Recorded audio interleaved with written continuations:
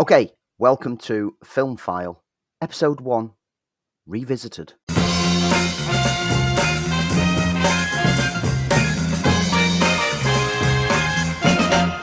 Now, as regular listeners of the podcast will know, I don't listen back to the podcast once I've finished the edit. I've already listened to most of the chunks at least twice or three times, sometimes more, as I'm editing it all together.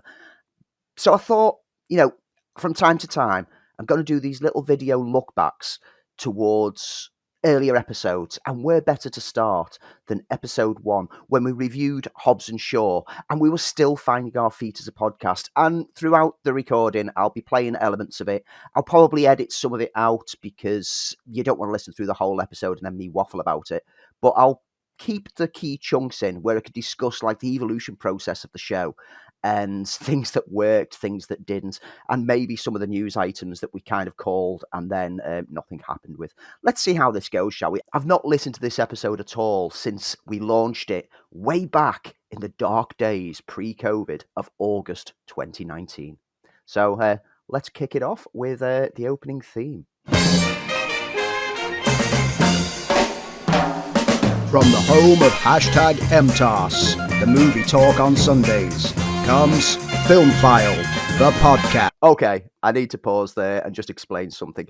This was the early days. We were experimenting. It was the very first episode. And the theme tune that is now well known to the podcast, which is a quick 15-second sting at most, there was a full-length version of it that I initially used. And rather than editing it down, because I couldn't decide which bit sounded great, we found it on like a license-free website that we've archived that we've got access to, and we'd spent ages, like a couple of weeks beforehand, like plowing through different ones and suggesting different ones. So this was a suggestion that Lee noticed, and when I heard it, I was like, yeah, that sounds about right. But what the hell am I doing with that voiceover? What on earth am I doing?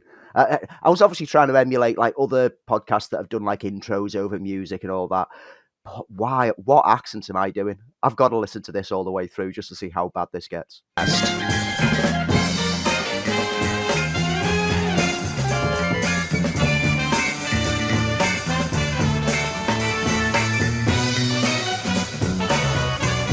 Follow us Almost spilled me drink then. on Twitter at FilmFileUK.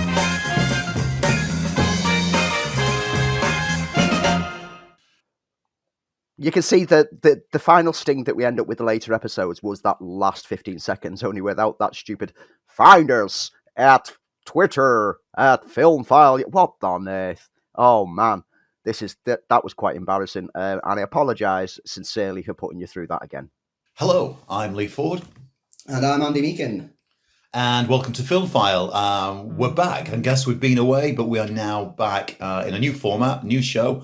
And both Andy and I are going to be telling you about some of the latest film news that's out there. And it won't be that latest, will it, Andy? It won't be that latest. I mean, it's hard to get completely up to date in this day and age of the internet. But I'm sure at some point there will also be rants and disagreements, because that comes naturally. And anyone who follows me over on to old Twittersphere at the filmfile.uk will What's know on earth exactly the how opinionated Twittersphere? I can be. I can't wait to be. Another quick point to make: you'll notice there's a lot of echoey aspect and background noise in this episode. At the start, we used to record right here in the room that you see behind us at my kitchen table. Microphone in the middle of the room, just sat around, so it's a bit echoey. It's not the best of rooms to record in, but it was as good as we could get for the time until we moved later on. And I will get to that when I get to do like a look back at the COVID-related episodes. It's also worth noting that I didn't do a lot of edits. This was pretty much, we're going to record this and then it's going straight out. And there's only a few little chops that I did. So you'll notice a lot more ums and ers than what we normally get, because I normally try to eradicate them. And you'll also pick up probably on Lee's dramatic pauses that he tends to do quite frequently, which sometimes he'll pause on something and then kind of lose his train of thought once he goes back to it. We'll see how this goes. I genuinely don't know what we spoke about except for Hobbs and Shaw on this episode, and I can't even remember what we said about that film.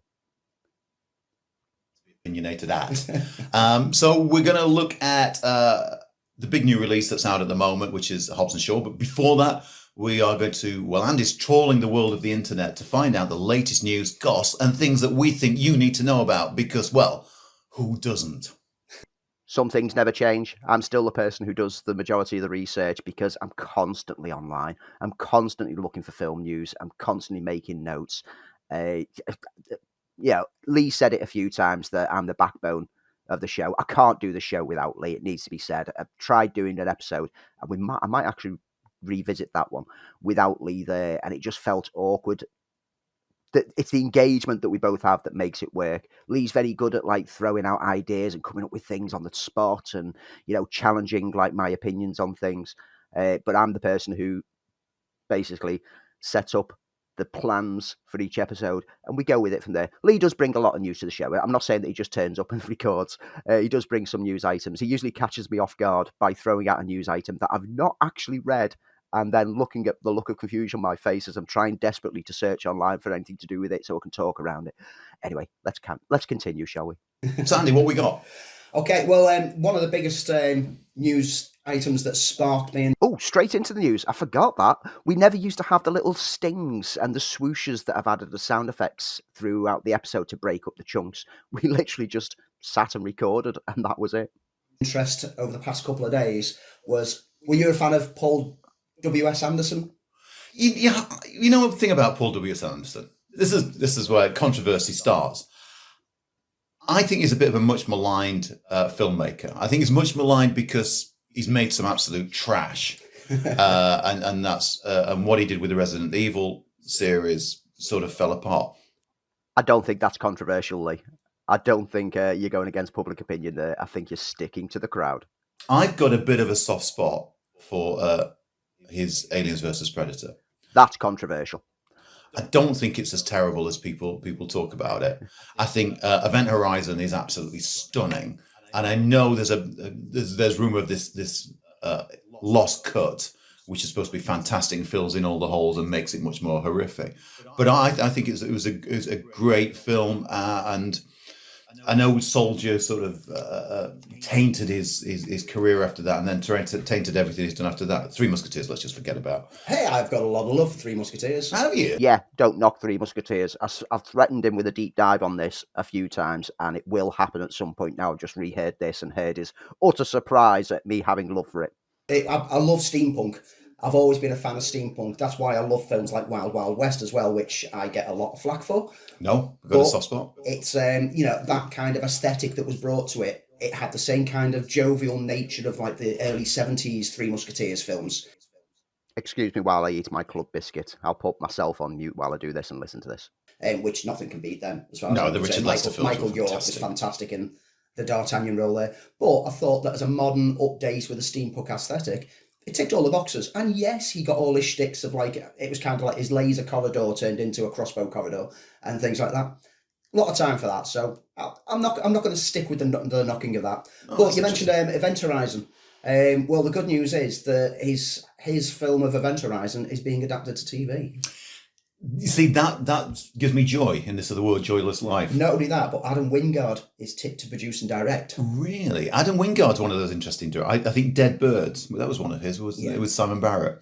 Dead Birds is a fantastically underseen horror movie, which is downright creepy and downright effective. That interests me. Event Horizon as a TV series, I think it could go two ways. It could be a remake with more of the film and get to know some of the characters, or it could take place after that. And I'd like to see what happened on the other side of the black hole. But as I said earlier, I've got a real soft spot for Event Horizon. I think. I mean, you'll know if you've listened to the regular episodes that we've covered Event Horizon on a deep dive.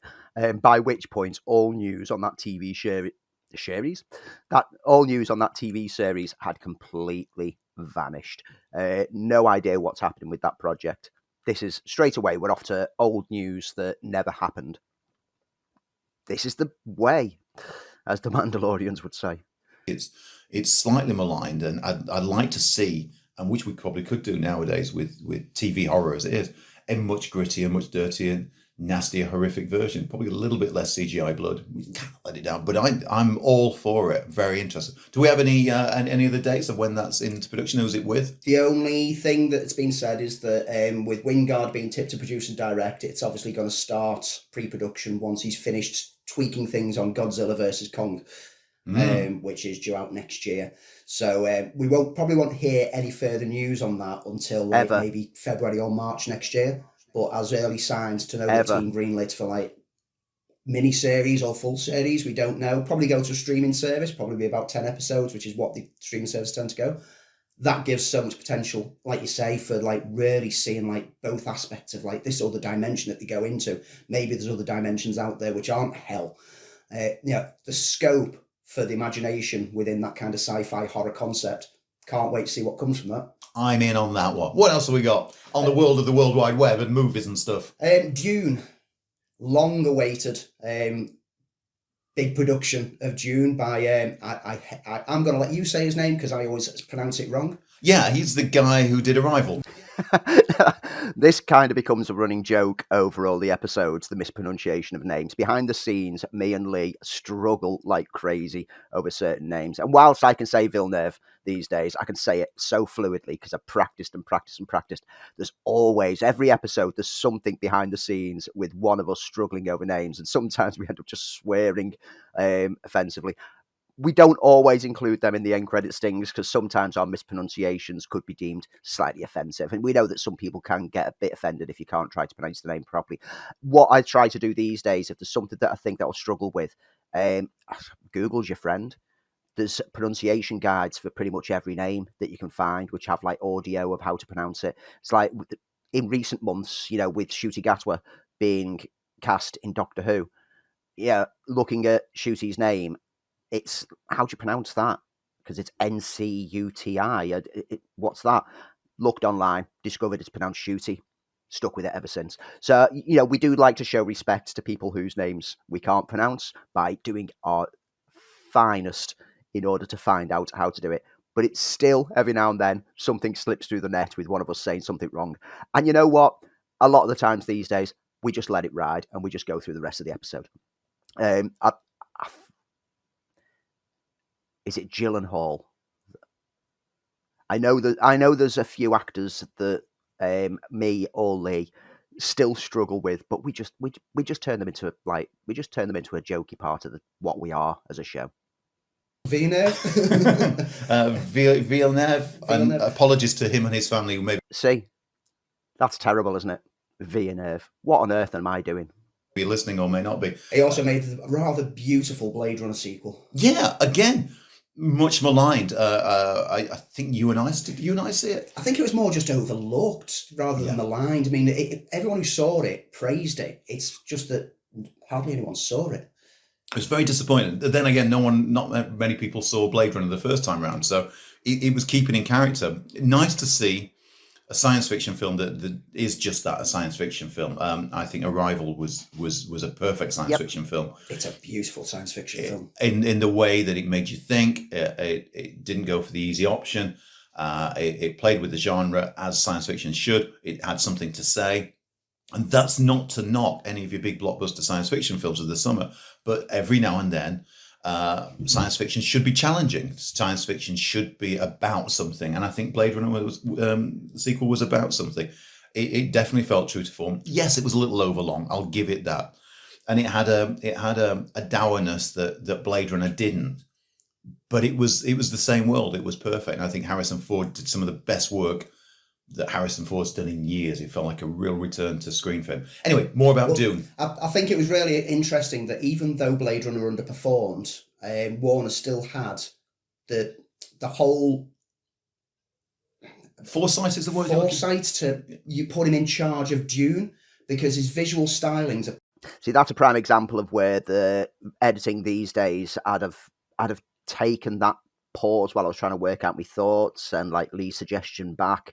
And I then mesh it together so it just sounds perfectly and I do it with myself, I do it with Lee, that when one of us loses our train of thoughts and the other one prods them back, I remove the prodding back and make it flow so it sounds like they just kept a continuous pattern. It's all to just make it flow a bit better, whilst we still keep some of the jokiness and some of the some of the errors within there, because we want it to be like a human kind of like chat around the table. Things like that, they could cause too much of a slowdown on the episode. So I like to tidy it up. Perfect for that. And anyone who's a fan of the books, like straight away got very excited as soon as he was tagged onto it. Now, their confidence in him is clearly getting even more as the film's getting further and further through production, because it was originally slated to come out in November 2020.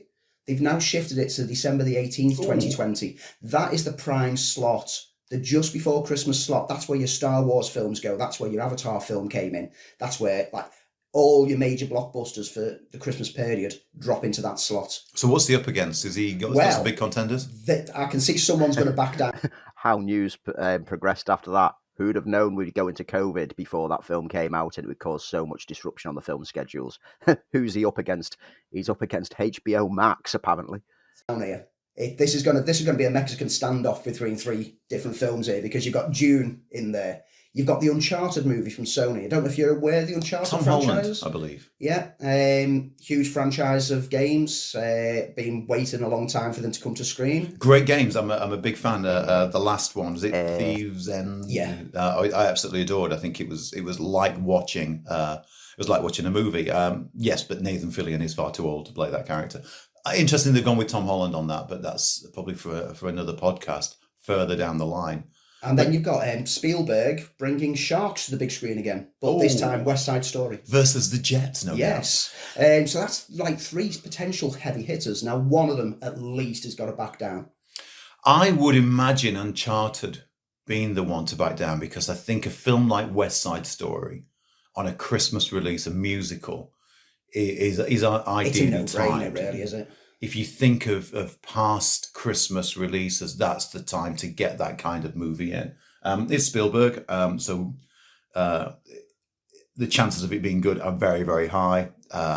It's interesting. I know very little about it. I know they're going to cast within racial types, which is the right thing to do.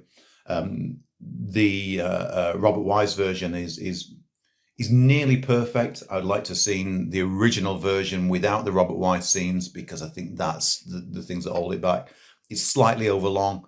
I wonder if Spielberg will address these things and make it a tighter film. But no, I think it's going to be definitely interesting Christmas. And Dune is not a franchise that I'm familiar with. I mean, with the book franchise. I know it from the David Lynch film, which I've got a soft spot for in all its campy glory. Visually, it's marvellous. Visually, it really connects with aspects of the books. There's a lot of changes to what happened in the books, and there's a huge middle chunk of the war that is missing from the film. But apparently there was like a 6.5 hour cut at one point, which we will never see that footage. No, and gone are the days where that footage used to get saved, used to get destroyed, because now they'll save it for your Blu-ray extras.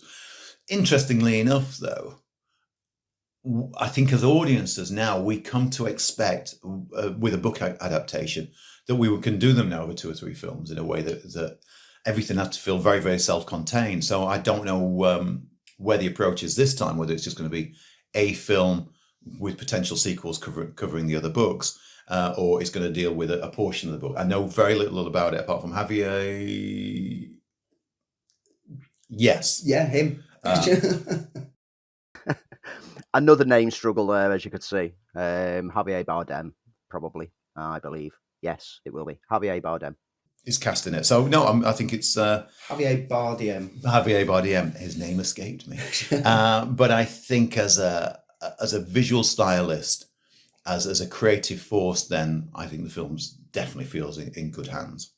All I know is that working within a city centre cinema, if none of them back down, I'm booking next Christmas off. Yeah, I mean, I think you could just do the whole one day, couldn't you? Go in, I'll start with West Side Story, I'll come into Dune, and I'll end it with a little bit of Uncharted, just as a bit of a palate taste. And I can imagine all 3 of those films will end up being 2 hours 40 to 3 hours 30 length, because everything seems to be pushing that envelope of running time at the moment. Yeah, because we all got very concerned, didn't we, that when we thought that cinema was dead, that everything was going to go to 90 minutes and films were getting tighter and tauter. But it seems to be the opposite now, that we understand, or hopefully that the audiences understand, that sometimes they have to sit there and wait and watch and devour it. I mean, you will know this better than I do working in the cinema. Is there a change within audiences? Are they not afraid of sitting there for 2 hours and 45 minutes? Clearly with Endgame, they didn't worry. Endgame packed out every screen. People were coming out at the end, not even realising they'd been sat in there for almost 3 hours, including adverts. Bless Marvel. And talking of Marvel, I know we've got other things to go through, but while I'm on that track and just being Mr. Segway Man, did you see the roster that they put up for this next year? You couldn't have missed it. I mean, it was teased out in little dribs and drabs, and I was watching it live feeding, like as it was like their initial reveal of just the whole screen of like untitled, and then one by one they went along and slapped those titles in. And by the time it got halfway down that chain, my heart exploded in my chest. My head flew off into another universe somewhere, and it got to What If, and that was it. I was sold on everything that Marvel are going to do for the next 200 years. So if you don't know, if you've been living this is going to be interesting because we know how often Marvel's plans changed, particularly over this period from end of 2019 up until modern day. Let's see if there's anything that stands out here as projects that never came to fruition. Under a rock, or you've been in a parallel universe. Marvel have announced their next roster of films. Some interesting choices to be made on that new roster of Phase 4. Because at the moment, the films that they've announced are none of the big hitters. So there's no Spider-Man, there's no... clearly there's no Iron Man, there's no Captain America, and there's no Avengers. Spoiler alert in case you've not seen it. If you've not seen it, spoiler alert, this is going to be a spoiler-filled. So if you're waiting for the Blu-ray release, why? But just going back to it, they've announced some very second-tier characters, and in some cases third-tier characters as their new plans. Now that doesn't scare me because I think everybody said Guardians of the Galaxy. Who's going to go and see that? Yeah. Ant-Man. Who will go and see Ant-Man? And they've all proved to be. Even if you throw back, their first film was Iron Man. Yeah. And Iron Man was never really a well-known character outside of the comic book world. Fans of the comics like me and thee. True story. Absolutely true. Anyone who tries to argue with me that Iron Man was huge before the Iron Man film really doesn't know what they're talking about and is just making things up. Maybe you're a comic book reader and you've always loved the character. That's fair enough. Maybe you've loved him when he's crossed over with other heroes. That's fair enough. But to the general public, they had no clue who Iron Man was. So let's just accept that Marvel started off with a B-list, sometimes C-list character that you had to be a dedicated fan to even know the name of. We knew him. We knew Tony Stark. We knew what he'd bring. But your general public, no, they had to be sold by the trailers, and that's what did it. Guardians of the Galaxy sold it by the trailers. Because I remember when that got announced, I was a sole voice amongst everyone at the cinema just going, oh, wow, Rocket! I can't wait for Rocket. Because I remember his 4-part miniseries from 84. Yeah. Bill Mantlo wrote it. I think it was 85, but I was close. Absolutely loved that. I read that over and over again when it first came out, and I've still got it in my collection. So I couldn't wait to see Rocket realised on the big screen. But everyone else like, a talking tree and like a talking raccoon. What rubbish. Yeah. Then that trailer came out and everyone just went, whoa. The bunch of a-holes. This is going to be amazing. And it was one of those, I saw it on, when they premiered it in Sheffield, to a packed house. Clearly at that point, Marvel was a brand to be reckoned with. And the amount of just joy in an audience of coming out to the end of that film, it was a joyful event. But you're right, Iron Man, to start and build your franchise around was an odd choice. I mean, the big hitters for Marvel at that point really are the recognizable characters, which is Spider-Man, the Hulk. Now, bearing in mind that this news item was supposed to be talking about the upcoming slate, we're spending a lot of time here talking about things that are kind of past and not essential anymore. We tend to do this from time to time. I think with this one, I probably would, in the later edit, trim it down a bit because there's a good bit of waffle going on here. Like I said, we're still finding our feet on this first episode. And yeah, as you should be aware, if you listen to the show, we do 2 versions of the podcast. We do the extended version for the actual podcast, which runs on for as long as we want to talk. And then I have to edit down like one which is round about an hour long to go out on No Barriers Radio each week. This is one of those news items that would have seen a huge amount of chops in the edit in order to get it down for the radio version. This very first episode of the podcast was only 56 minutes or something anyway. We kind of were quite short at that point in time because we only covered generally 1 or 2 reviews and loads of news. We hadn't found the formula at that point. But anyway, let me get back to it. Let's listen along again. I will argue, and I'm a dyed-in-the-wool Marvel fan, that they don't have the big trinity that DC have. They're much more recognizable characters. Everybody kind of knows Thor. Everybody kind of knows Captain America. So there was some big gambling going off there. There was Robert Downey Jr., who's always been recognized as a great actor, but never a big star. Not a guy to open Get to it. Certainly open a Come on, where's the news? Franchise with or box office gold.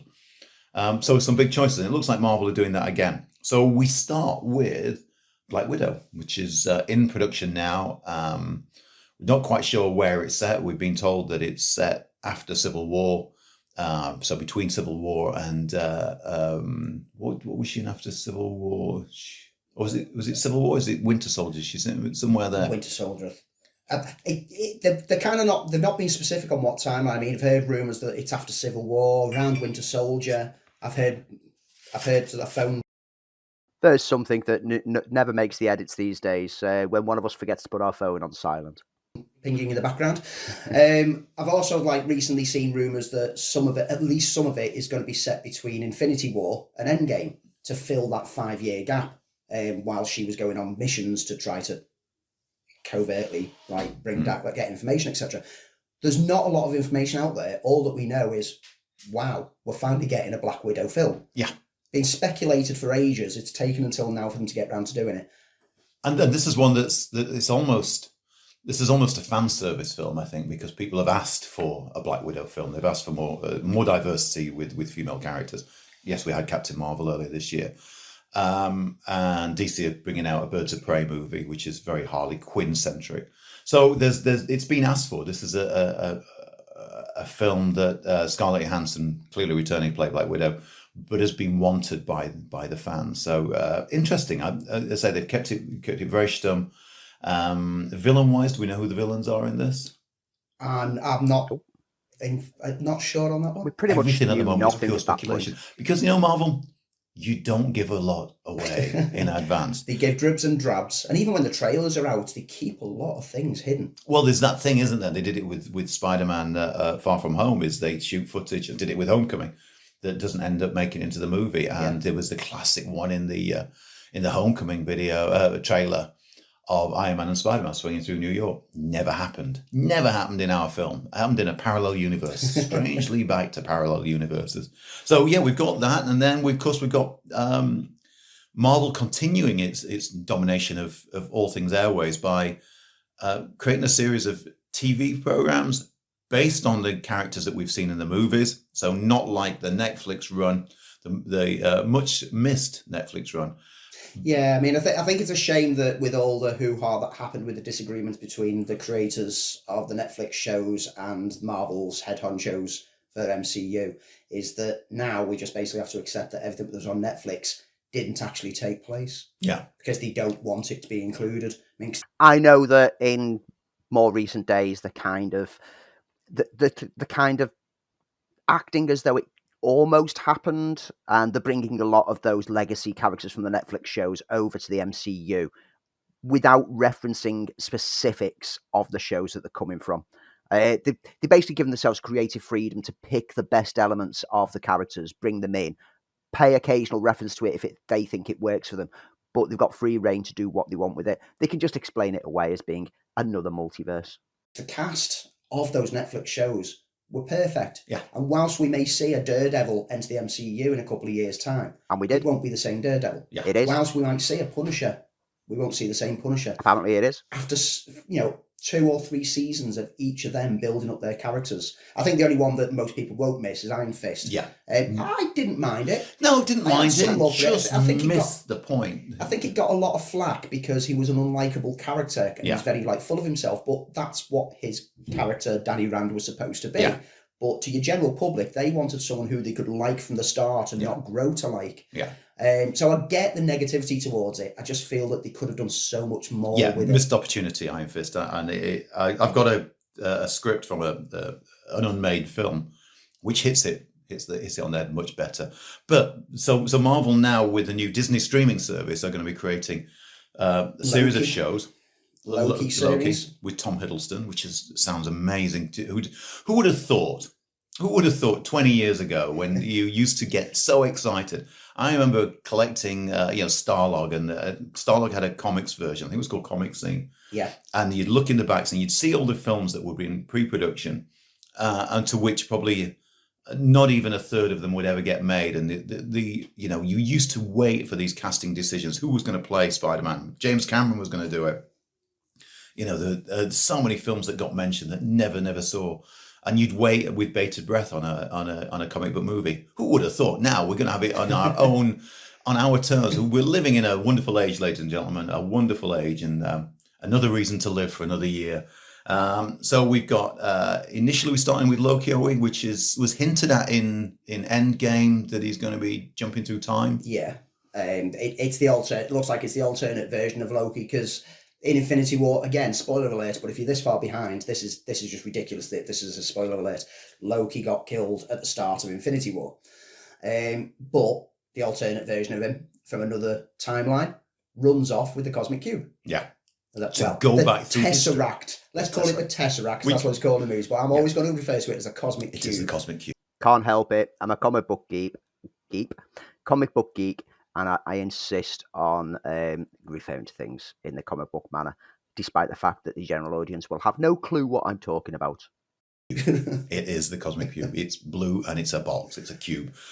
So it looks like a time-traveling Loki. And there's been an image online at the moment where he's in it looks like a New York street, and there's a movie theatre in the background, which points it to be in the 1970s. So we've got Loki, and then they announced after Black Widow, there's WandaVision as well. Yep. Which again is tied into the movie. Interesting to see what they do with Vision, because of course, spoiler alert. And again, I'll just, as my fine friend here said, why should we have to spoiler alert a film that now you'll have seen 100 times? But Paul Bettany's back.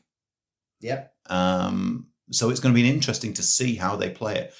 I've seen speculation online that it's going to be the ghost of the Vision. It's going to be this. It's going to be that. Folks, we don't know. Yeah. We don't know. It's all pure speculation how they're going to do WandaVision. It's got to be intriguing because it's going to last a series of how many episodes it will be. So it's an interesting way for Marvel to explore some of these characters much more in-depthly and in a way that, again, we never saw coming. So we've got WandaVision and we've got What If that you mentioned earlier. Now, What If? I'm a huge fan of What If. I really am. I genuinely am a huge fan of What If. I've got all of the Volume 1 comics, I've got all of the Volume 2 comics, and I've got all the one-shots and mini-series that has been released comic-wise ever since. I'm a huge, huge What If fan. Those who don't know, What If is a series of comics that ran through the 70s and 80s and then was revamped in the 90s for another run. And now it just comes back after they do a big event. They do like little tie-in What Ifs. And it basically posits the question, what if? So there's things like, what if Aunt May was the Herald of Galactus? I remember that one. That one was an absolute joy. Yeah, these are imaginary stories based on if, imaginary stories. What if Gwen Stacy survived? What if Spider-Man didn't become Spider-Man? And it would posit all these different things. What if Spider-man joined the Fantastic Four? Was a really good one. Yeah, issue 1 of What If. And it's all those questions that when you read a comic, you go, oh, but what if that turned out the other way? Well, basically, the creators of Marvel Comics just came up with those questions themselves and went, oh, we'll play it like this. What if the Hulk beat Wolverine in a fight and killed him? What would happen there? That one is a really, really good one. Oh, it's from the Volume 2 run. Well worth reading. If anyone out there has listened to the neat things we've ever spoken about, like the Marvel Unlimited app, if you've got the Marvel Unlimited app, get digging through the what ifs. And now they're making an animated series about it, which is going to use MCU film moments and do a what if based on each of them. And they're getting the actual cast to come back and do their voices for their actual characters. So it's going to completely feel authentic. Now, with the event of Endgame showing the parallel timelines, that means that each of these what ifs is a separate timeline. And that gives them scope to then integrate elements from that within the future multiverse aspect, because it's moving towards the multiverse. It's all going to be the multiverse, as the Doctor Strange movie title has highlighted. So yeah, there's they've announced a Doctor Strange sequel called Mayhem in the Multiverse, which I'm not too keen on the subtitle, but I was quite a fan of Doctor Strange. Had a lot of elements that didn't quite land for me. I thought Benedict Cumberbatch looked like he was drawn by Frank Brunner. You know what it's about certain names that get mispronounced incorrectly quite frequently? There's a frequent one. Which was amazing and complete fan casting if you were going to cast him. I wish he'd done it with an English accent, but those are small things. But they have also announced that Doctor Strange will be Marvel's really first horror film. Yeah. Which is interesting. So what happens to New Mutants, which was going to be cast as the first horror film from the Marvel side? We'll have to wait and see. But yeah, interesting. I'd like them to go darker with Doctor Strange. I think they've got the scope to do that. We know the character now. It's interesting. He started off as unlikable, ends up being unlikable, so they can do anything they want with him. But I'd like to see Marvel push, and I'm sure they will, and see where they go with that. Again, no other casting announcements made, just apart from Benedict Cumberbatch and Benedict Wong returning. Films wise for Marvel, the other two which have got us both excited. I mean, me personally, Eternals. Oh yeah, Eternals. Yeah, they brought out the entire cast for that one. Kirby's beautiful creations. Yeah. Speculating as to what storyline they're going to go with, it would be great if they tapped into Neil Gaiman's revamp of them, because that would make a perfect movie. Because the Eternals have been around for eons. Yeah. They were the protectors, but in Neil Gaiman's take, a lot of them had forgotten who they were. And so it's drawing them back into discovering who they are and becoming part of like a defense force. A great entry point to the series. Didn't go down that route in the end, but I still have some love for the end result of the film. I get the people who didn't take to it, your general audience who'd never known who the Eternals are, and even a lot of comic book readers are not really that into the Eternals. So I get that it got a bit of a less of a response, but for me, seeing those characters on screen in what I thought was a cracking, fresh new take for the Marvel Universe was absolutely smashing. I'd love to see the Eternals come back in some way, shape or form. Maybe a TV series might work better for the Eternals. Who knows? Yeah, I remember actually buying the original Jack Kirby run, which was very much based upon that 70s look of A Chariot of the Gods. Yeah. In areas that he tackled before in New Gods for DC. Interesting. Again, a bit like what we said earlier about. Can just about hear a dog barking in the background. That'll be the neighbour's dog, which is a very yappy little thing. And as soon as it's let out, all you have to do is just have like a tiny speck of dust flutters in front of it and it just starts yapping like crazy. You might not have been able to hear it, but I can hear it through my audio. Guardians of the Galaxy is quite an unknown factor. It's how to create very, very powerful characters. A heck of a cast in there, including Angelina Jolie, Salma Hayek, Richard Madden joining the cast on that one, who most people remember from Game of Thrones, but the bodyguard for the BBC last year. So yeah, that's about to sort of kick off and a triumphant launch on that one. So, but I think that's going to be another big. It's going to be a big centerpiece. It's almost taking the centerpiece that the Inhumans was going to be, I think. When the Inhumans was originally announced as a film, rather than becoming the shoddy TV series it became, but it becomes the big centerpiece for the Marvel Universe and will take us into other directions. But my personal favorite, and the one I've been looking forward to for donkey's years, Shang-Chi movie. Oh, it's one of those comics for me that I just absolutely adore. Originally created by Steve Englehart and Jim Starlin. And it was to cash in on the Kung Fu craze. Yes, I'm that old. I remember the Kung Fu craze. And it was it tied into everything that was very current about that time. A bit of black exploitation, the Bruce Lee movies, the Hong Kong movies, the Kung Fu TV series, David Carradine. It was very much to represent that, and tied into Fu Manchu, who as one of those villains has not aged particularly well. But I also thought they did him very well in the comics and got away from some of the more sort of racist caricatures that the books and some of the early films definitely had, and made him much more of a supervillain. But this time it looks like they're going to take the whole Fu Manchu thing and tie it in to where the whole Marvel universe first started, which was with the Cult of the Ten Rings. Yeah. Which a lot of people, when it came to Iron Man 3, were quite disappointed on how... Not me, but yes, I can understand that. Yeah, I get it, but I actually loved it because it was a complete curveball.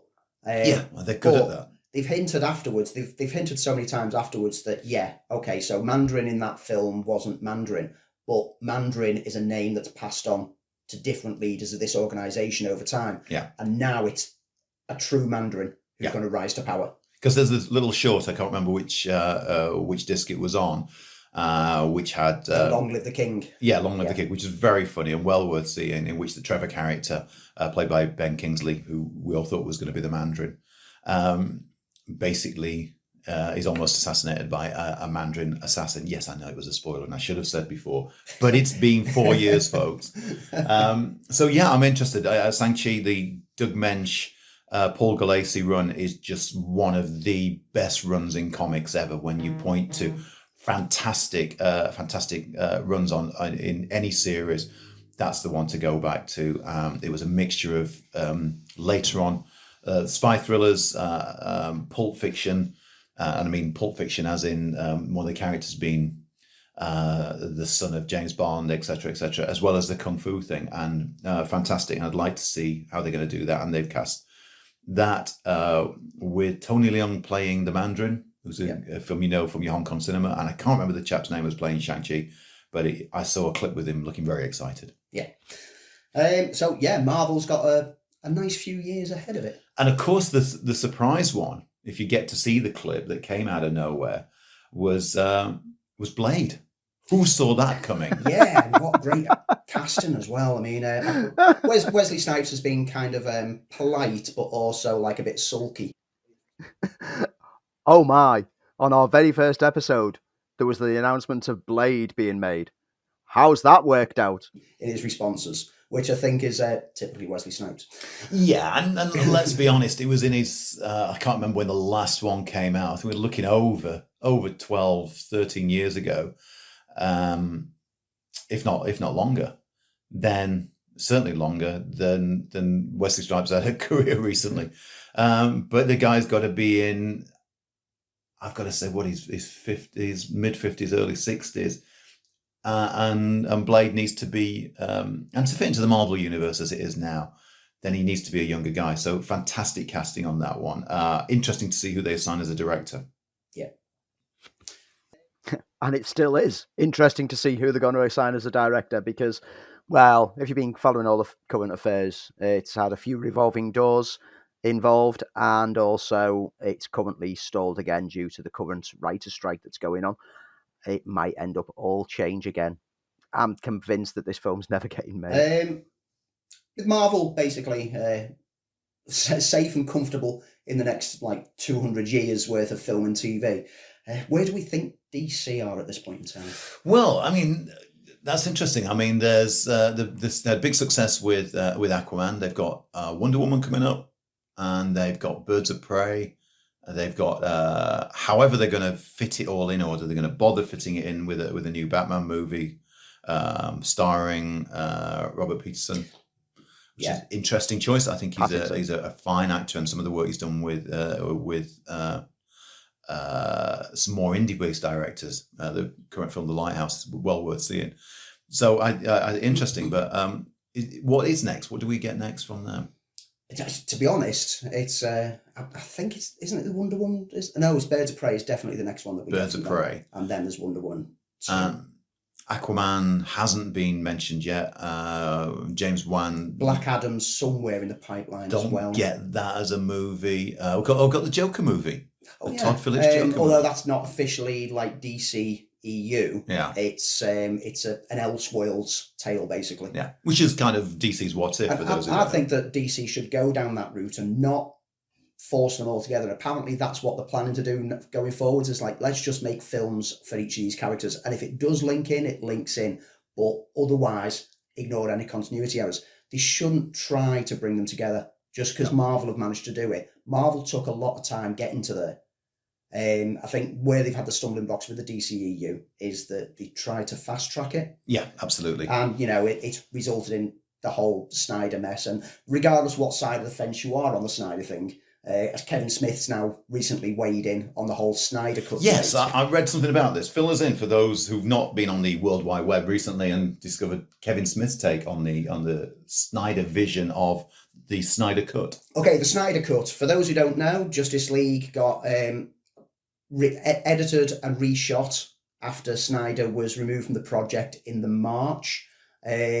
Joss Whedon took over, added some scenes in, changed some things around, and the end result, we don't know exactly what was Joss's and what was Snyder's, but the Snyder fans clearly believe that they know exactly which scenes were replaced, and they've always been campaigning for this Snyder cut, because Snyder, as a self-promoter that he is, he loves to blow his own horn. We do at this point know which scenes were changed to some degree, because let's remember when Zack Snyder's Justice League was done, he was given more money to do more stuff with it, so he's changed some things. But what was interesting is that some of the scenes that those Snyder fans were so determined were Joss Whedon's weren't. Turns out they couldn't tell their beloved director's work from the hack job that had been done afterwards. He takes every opportunity to talk about this almost finished cut. But he's been releasing stuff on Instagram and stuff on Twitter about his costume designs. He recently released a Darkseid who was going to be his overriding villain, because I think the Justice League was going to be 3 films, or was it 2 films? It was going to be 2 films, which he was unaware of when it got pulled back to 1 film until about a month later, when in an interview it was mentioned to him and he looked confused. Right. And I think that's where a lot of this has come from, is because I think that the Snyder cut, and I speculated this over the past few months, the Snyder cut was an unfinished film. And that's why it had to get redone and finished, because Warner's didn't want it to be a 2-parter, and that's why he was moved off the project. Now, Kevin Smith has weighed in to say that he's not seen it firsthand, spoken now to enough people at various levels in that production, and he's confirmed that there is a Snyder cut for sure, that it's not a mythical beast, that it exists. Now, and this is quoting Kevin Smith, "Now, it's not a finished movie by any stretch of the imagination. There were things that went away from the story that they shot that didn't wind up going into visual effects or anything like that. So I would assume, based on what I've been told, that large sections of that Snyder cut are, pre-viz. Lots of green screen. We're not talking a finished movie. The one I've heard everyone speak of was never a finished film." Depending on which sources you are reading for this news, as you can tell whether they're on the side of the Snyder cut and want it to be released, or they, like myself, they believe that it does exist but not in a finished format and it will never get released. I've seen some reporters headlining it, Kevin Smith confirms that it's ready for release. And it's worth noting that I'd mentioned to quite a few of the Snyder cultists over the months before we got the Zack Snyder's Justice League that it wasn't a finished cut. I've seen work print versions, I've seen unfinished, pre-visualization versions, and I said that it's not finished. They can't just release it, they're going to need to spend money, only to get attacked back by the hives of their warped minds saying that I was wrong and Zack said that it's finished and it's complete and it's in the can. And then they had to spend over 80 million to finish it. And all of them didn't even bother saying, "Oh no, it turns out you were right. Oh, sorry to all the people who we dismissed saying you didn't know what you're talking about." No, they just ignored all the toxicity.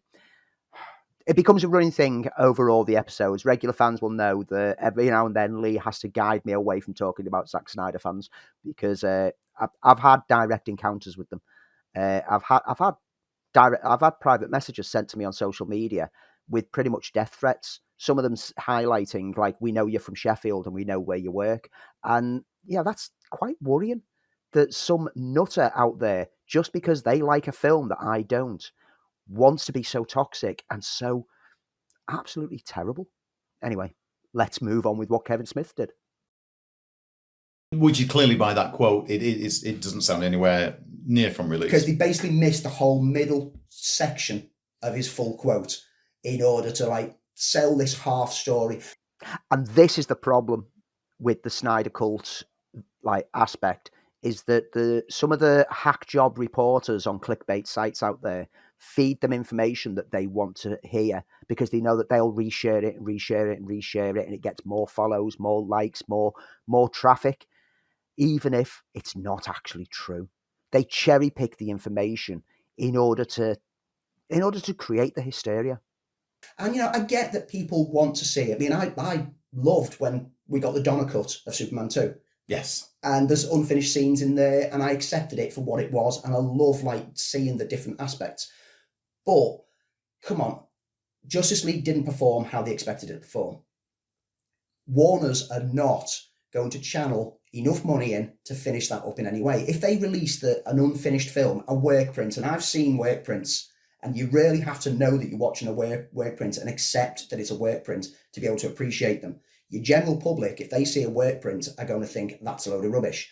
If Warner's release this work print as it is, they will get criticism from the Snyder Cut fans saying you've deliberately sabotaged it to make it look bad. So Warner's, regardless of what they do, they either have to spend loads of money and make a loss, or spend no money, give the Snyder Cut fans what Snyder says exists, and then suffer the feedback from that. Of course, they're not going to release it. No, and it's there's a big cost incentive to release a film that clearly, as Kevin Smith's saying, is an unfinished film. Clearly, when he took whatever cut back to the studio didn't have confidence in. That's what I'd heard, that they weren't happy with how the film looked and where it was going, and it's not what they'd ordered off the menu. So a lot of work and a lot more additional money had to be spent to get it into a stage where bringing in another director, which of course is again costly, to cut something together to fulfill a vision of the studio. Joss Whedon's been very, very quiet about it, gentlemanly enough so about it, and I think that's the best way to be. Yes, we'd be interested to see some of the outtakes. The only way that you could make it work would be as a limited edition Blu-ray release, or for download or something like that. But there's no way that because it underperformed so much, that the studio are going to chuck money into finishing the visual effects, having an editor go in, scoring it, etc., etc. It's not going to happen. It's not a complete film that's sat in a vault somewhere. As we know, since this news was discussed, yes, we have had Zack Snyder's Justice League. Yes, it did cost about 80 to 90 million extra to finish it all off. And no, it didn't get a cinema release. It went on to streaming and the limited DVD and Blu-ray release. Exactly like we said it would end up doing. I know it's had that celebration screenings in the IMAX screen over in America. That's just one-off screenings. That isn't the same as an actual cinema release. Waiting and dying to be released. It's not a classic. It's bits of a film that could be cut together to create a bitty film rather than anything that's complete in any sense of the word. So, as I've posited, I mean, if Warner's would at least speculate as to how much it would cost them to release it, then let's see if all the campaigners for the Snyder Cut will crowd funds to get to that amount. If it reaches it, then Warner should be committed to releasing it, because that they'll have all the money in advance. There's a lot of noise on the Snyder Cut online.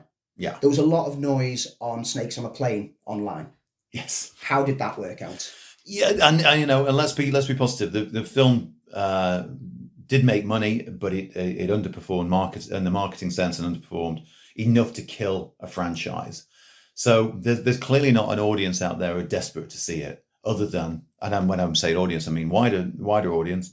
But I do believe that it could go to Blu-ray. I've seen the Alien 3 work print that appeared on the Alien box set, and it's an interesting film. It feels unfinished because it is. There's some effects work which is purely shoddy because it's not a finished film. That's the only way we shall perhaps ever see the light of day. Maybe 10, 15 years down the line, when they do a reissue of the original film, that you get a 2-disc set. One with the work print, one with the release but version. We're not going to see it in cinemas, folks. So stop holding your breath. You'll only go blue and die. Just a quick summary of other bits of news, because we're almost on 40 minutes already. Wow, we've still got Hobbs and Shaw to talk about. Yeah. So Baby Driver 2, Baby Driver, fantastic film. Yeah. So again on Netflix. It hits every beat, literally. Ansel Elgort has said that the script for Baby Driver 2 does exist. and Edgar Wright has shared the details with him, but he won't go into any further detail from that. He says that's for Edgar to talk about, and Edgar Wright has said that it might happen at some point. So I wouldn't be surprised if after his next couple of projects we'll see an announcement for it. But apparently it's unlikely to be tied. Forgot all about that. Yeah, I'd be up for it. Let's see if it ever comes to fruition. We know that Edgar Wright's been busy over the past couple of years, and he's now working it's pretty much in the can, ready to go out. The Scott Pilgrim animated TV series is ready to land. Come on, Edgar, if you're out there and you're listening, what's happening with Baby Driver 2? Titled Baby Driver 2. It's going to be released as a different name. Interesting. So that got me excited. I mean, if you can just do that mesh of like editing of music and visuals together so perfectly. It was a musical. I saw it as a musical. Brilliant film. The more that you watch it, the more you appreciate the effort that went into it. Fans of video games transferred to film, and there are some of them out there. And there's one or two films that are actually quite good. I've been getting excited about The Division, the game which is set in a dystopian future where the pandemic virus has taken over like New York and the East Coast, and a group of civilians who were trained are activated to try to restore order. Cracking game series. Jake Gyllenhaal and Jessica Chastain linked to the project. Interesting. So hopefully this might end up being the 5th game to film worth seeing. Yeah, I still want to see it. For the those last who of are it. interested. As we know now, we're now living in an age where game to film projects are turning out quite well, and there's quite a lot getting greenlit over the next few years, including a return to Silent Hill with Christoph Gans returning to direct again. Ooh, can't wait. But yeah, how much things change in like a little over 4 years. It's amazing. Mortal Kombat, Silent Hill, Detective Pikachu, and Tomb Raider are the other 4. Yeah. A discussion for another time, I think. Yes. I think we could do a whole show about video game movies easily. And James Wan, who gave us films like Saw, Insidious, and The Conjuring, and crafted beautiful franchises, well, reasonably good franchises with Saw, and then really like solid, like... It's not a reasonably good franchise with Saw. It's a reasonably good first film, and then it dropped off the cliff. My recent rewatch has gone through the whole lot of those films alongside my daughter, and boy, that franchise was a mess. Low-budget horror franchise of Insidious and Conjuring franchise is now working on another horror project. I've got love for Insidious. I've still never watched any of The Conjuring. Do I need to watch The Conjuring? Should I? Answers on a postcard, please, or just put them in the comments. We don't bother with postcards these days. Who does snail mail? And again, he wants to keep it low cost, realistic effects, low on CGI, tight on horror. That's the way a horror film should be for me. They should... the zeitgeist of great horror films are all the low budget ones, and that's where pure horror lies, I think, rather than sort of big glossy CGI. And we talked about it very early at the beginning of the program, which was Resident Evil was spoiled by being a CGI fest. Yeah. And that's the news from the World Wide Web brought to you this week. So review. We need a jingle. That's where we usually get the da-da-da-da-da-da-doom. We're gonna have to get a jingle to go in there. As we did. We both went to see Hobbs and Shaw, which is an extension of the Fast and Furious series of films. And you're not versed in the Fast and Furious films, I know of Fast and Furious by the fact that it was Point Break with street racing. And we've come a long way from Point Break with street racing to the film we've got now. We have a universe, which is interestingly, that Chris Morgan, who's behind these films, has created. Surreptitiously maybe, but there is a universe out there, and Hobbs and Shaw is my entry point. I stayed away from them. I'm not much of a petrol head, so that aspect, and kind of no disrespect to anybody who's in that audience, they weren't my audience. They weren't my films, and they weren't my audience. The whole Paul Walker thing, he was an okay actor, and everything that went with him. It was very tragic that what happened to him, but it's all part of a subcult connected to these films that I just don't feel a part of. That's to take nothing away from it before Twitter starts tearing me a new one. I have nothing against them. They just didn't appeal to me. However, we went to see Hobbs and Shaw. Yes. Myself, I come from the aspect of I've seen all the Fast and Furious films. I've been involved in it since the beginning. And again, I'm not really a petrol head, but I embraced the cheese factor of a lot of them. The first film wasn't very cheesy. Like you say, it was Point Break with street racing. It was very brutal, very gritty, down to earth. It was realistic. And then the second film was garbage because Vin Diesel wasn't back, Paul Walker was, and like you say, Paul Walker, he can't carry a film on his own. No, he was not a leading good-looking guy, but he was great as an ensemble. I'm currently rewatching all the Fast and Furious films, and it really does drop off in quality on that second film.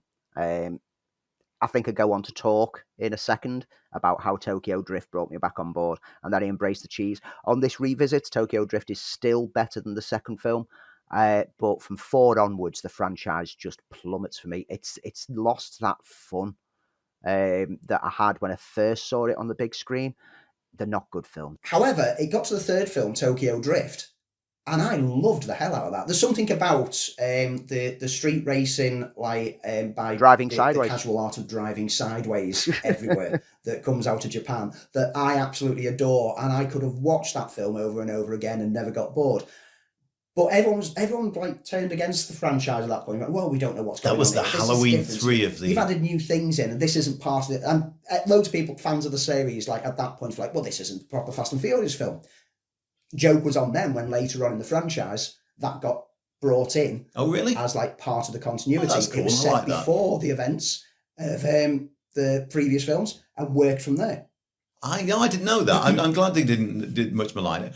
But that's all because of Chris Morgan, because he came on board on Tokyo Drift. That's when he started writing, helping with the screenplay. And he's been involved in every film since. So he knew what he wanted to weave in and what he wanted to weave back. And the timeline gets a bit weird if you put it all through. But from that point onwards, you get to the 4th film, and the opening sequence is so ridiculously over the top, you have to just sit back and go, this is not the same franchise, but you know what, I'm going to enjoy the ride as it goes along. And from that point onwards, we ended up with like tanks racing on freeways. We ended up with parachuting vehicles out of like backs of planes. We ended with a runway that apparently was about 400 miles long, which was how long it took. All the laws of physics and everything went out the window because it all became about the spectacle. And it was interesting to see the critical reviews. That the first film did well, then it bottomed off like for the second and the third. And then as the critics started to embrace the silliness, the reviews got better. And the last couple of films have been like in the 70s and 80s on Rotten Tomatoes. So a lot more critics are just going in and going, you know what, let's just accept this for the summer blockbuster mindless action that it is. And it has got a bit of heart, but it's a lot of cheese. And if you can embrace the cheese, the franchise is worth visiting. But you get to Hobbs and Shaw. Which... Just like to go back on that comment of if you can embrace the cheese, the franchise is worth visiting. It's not.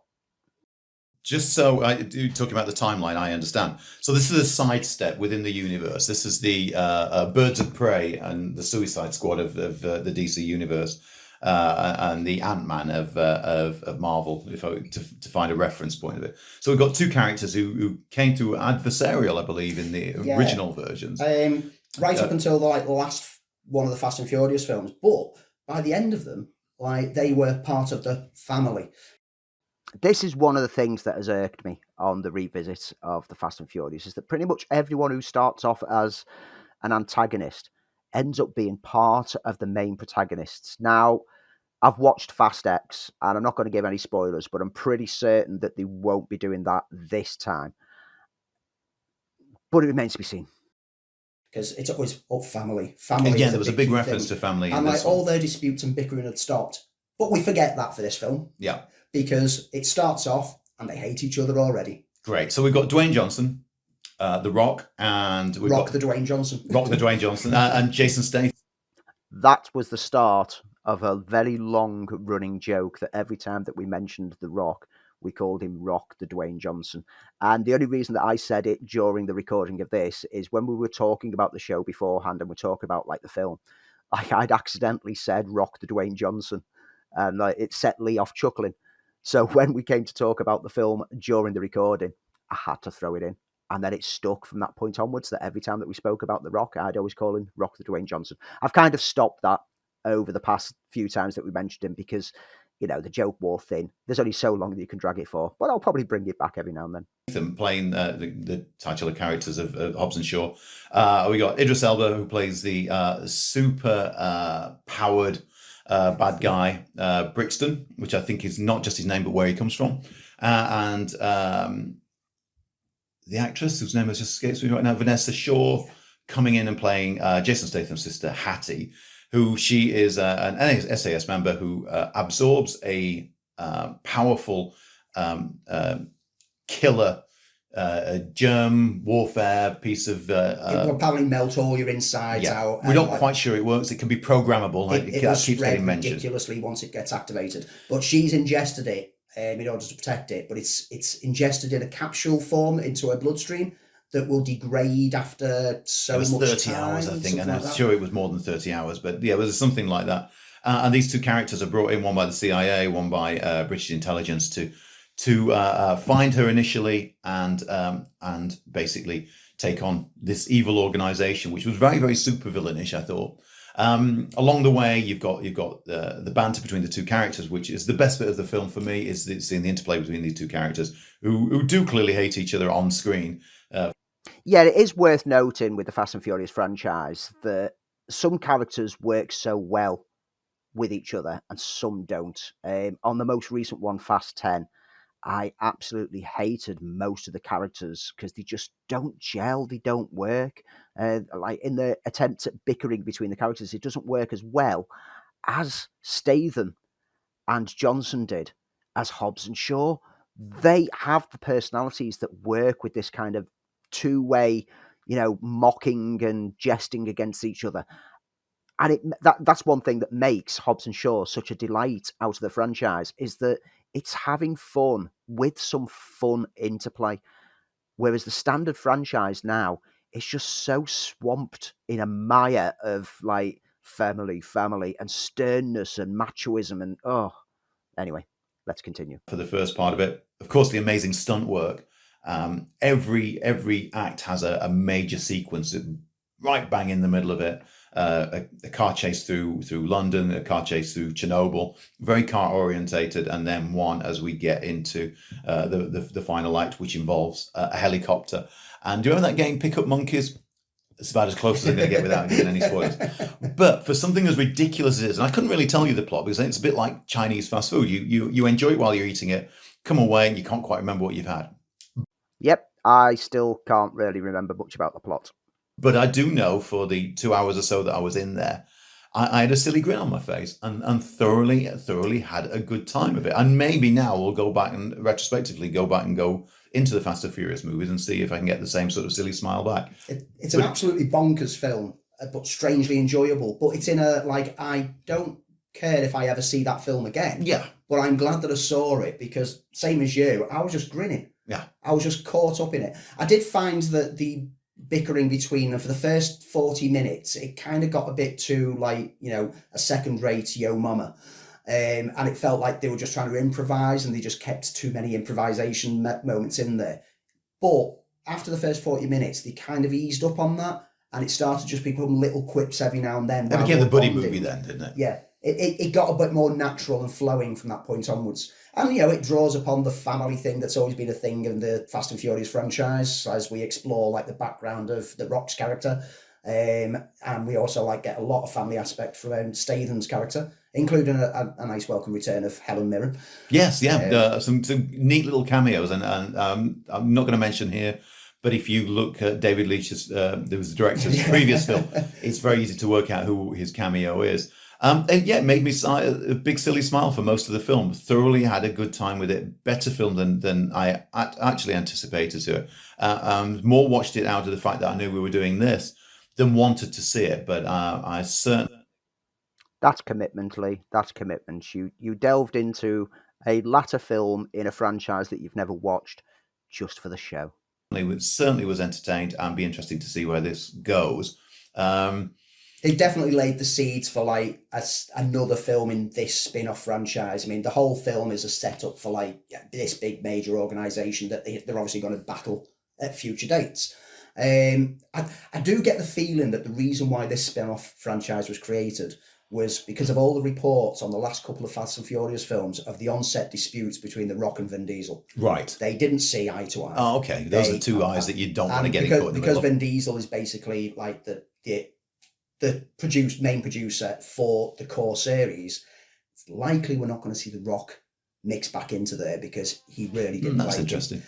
But they'd be stupid to not latch into his star power and use him in another vehicle. So this looks like it's been spun off to enable to keep The Rock within the franchise, but separate from the franchise, and have fun with him. And you do. Because he's huge at the moment. Yeah. I mean, we've got Jumanji 2 coming up soon. Well, Jumanji 3. Is it Jumanji? I've lost track. It's Jumanji 2.3. Do we include Zathura in amongst the Jumanji films? Oh, yeah, that's an interesting point. Open for debate. You find us on Twitter. I always include Zathura as part of the Jumanji franchise. So, yeah, I'm interested to know. I know that Chris Morgan's really building up to his Fast and Furious in space, which is where he wants to take it. And this film sort of paves the way for that in many ways. It goes very sci-fi. The unidentified villain. A lot of fun. It's playing at your local cinemas right now. If you want to get Fast and Furious, and this is a great entry point. If, like me, you don't know, if you're interested in the franchise, it's a great place to start with. And we just might wrap it up. So before we're going to just... So only one review on the first episode. It wasn't until much later on that we kind of go for 3 reviews each episode, sometimes 4, and sometimes we'll talk about TV shows. But way back in the start, we didn't know we didn't have the long-term vision of where we wanted the show to be. But one thing that we did have was neat things. Wrap this up by saying, is there anything interesting that you've done, seen, want to talk about, watched, read? Anything? It doesn't have to be movie related. Any neat thing that you want to bring up? Well, my time recently has been taken up not only with like getting ready for Once Upon a Time in Hollywood, which hopefully we'll be talking about next. Going through everything Tarantino, and we'll discuss that on our next podcast. Can't wait. But TV wise, the streaming services at the moment are just gems throughout. The Boys came out, and it's as brutal, bloody, and nasty as the comic, but also hilarious to boot. Never read the book, but a fan of Garth Ennis as the preacher, and a lot of the same tropes that he uses, which is the last episode that I saw ended with a dolphin being thrown through a windscreen.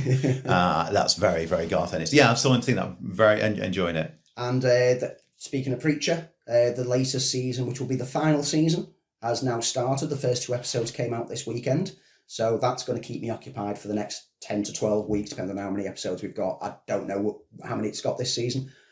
Can't wait to see how they wrap it all up. I know that they've deviated substantially from the comic series, but you know what? I don't mind because it's got the feel of the comics perfectly. And then you've also got...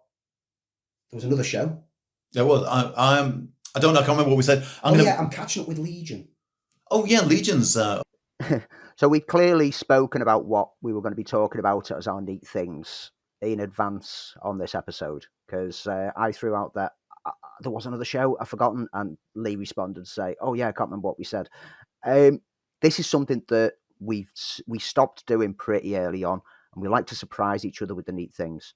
There's at times we'll have an idea what the other person's bringing to the table, but we like to actually so that the other person doesn't go out and research it. You can get the honest responses of if we're telling you wow, this is really good. And the most recent episode that we recorded last week was an example of this, when Lee brought Supergirl Woman of Tomorrow, and my response was oh man, that is so good. And that was a genuine response because I didn't know what he was bringing, and it's something that I've got a huge love for. So we kind of even though we still, like I said at the start of the this video, that, I like to structure things and I like to research stuff, there's elements that we don't discuss in advance, simply because we want it to feel like a natural flow and we want to bounce ideas off each other. When we were starting, we felt that we needed to make it, we had to have everything planned out in detail and everything was scripted more or less. And whilst there was some discussion, a lot of it we already had notes on and we didn't want to deviate. But we realised that we wanted to be, once we got more comfortable with the recording, we wanted to have it being a more comfortable kind of discussion between 2 film geeks. As we've already always described, it's as though you sat with a couple of film geek buddies round a table in a pub, and they're just talking about things that they've noticed over the past week and having just a chat around things. Anyway, let's wrap up the show. Again, another show that's been cancelled, but they were given this final season enough notice to be able to tie it all up. And Oh, if you've never watched Legion, seriously, get out there and get it checked. That was an absolute treat of a series. 3 seasons of utter joy. 4 episodes into this last season, I think I'm 2. and I'm Catch loving up it. to. I mean, I love Legion. Yeah, it's bonkers. I'm surprised it lasted this many seasons, because the first season was so out there that it put a lot of audiences off. But Fox, bless them, had like the decency to keep it running, and now we'll get to see a final resolution for it. It'd be a shame that this won't be a part of the MCU now that it's gone forward. I know there's a Professor X character appealing in this. Quickly on mine, Dead to Me, which is on Netflix, which is not a series that I would have thought I would have watched, and my other half started to watch it. About 2 women, one whose husband was killed in a hit and run, and about putting her life back together, and the best friend that she acquires has had accidentally was the one who killed her husband. Great series, very well written. Read some poor reviews for it and can't see it. That's Dead to Me on Netflix. And reading wise, comics wise, The Immortal Hulk, which is an absolutely stunning series by Marvel. A take on the Hulk that I've not seen for donkey's years. It's a really, really fresh take. I'm really going back to that Stan Lee, Jack Kirby, where the Hulk was clearly evil and was more Mr. Hyde, and absolutely brilliant read. I'm just into the second graphic novel reprint, and I can't wait to read the next one. Absolutely stunning read. And that's it for the Film File. We will see you very, very soon. I've been Lee Ford, and you've been... I've been sat here. I've been Andy Meakin of FilmFile. Thank you for listening, and keep an eye out for our future podcast. And contact us on Twitter.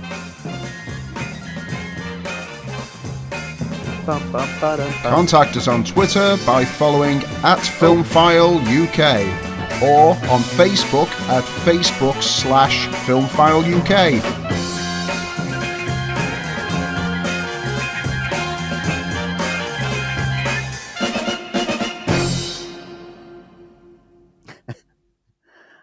And there we have it.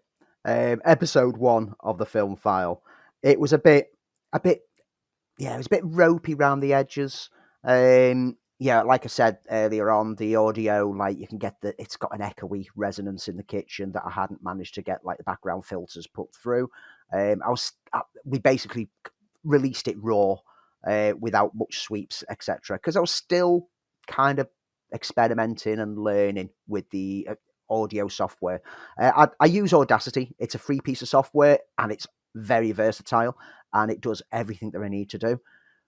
But yeah, I'm completely self-taught. When we started this, it was just purely as a hobby project, and I haven't had any training on it. And over the first few episodes, there's a lot of experimentation. It doesn't have the music stings. The little news sting, the swooshes that I added on in later episodes between the sections, and it didn't have like the trailer embedded that I tend to do when we're talking about particular films or TV shows. But you know what? Listening back through it, and this, like I say, this is the first time that I've listened back through this episode after. Well, we didn't edit particularly on this one, except for to take out the front chunk and the end chunk.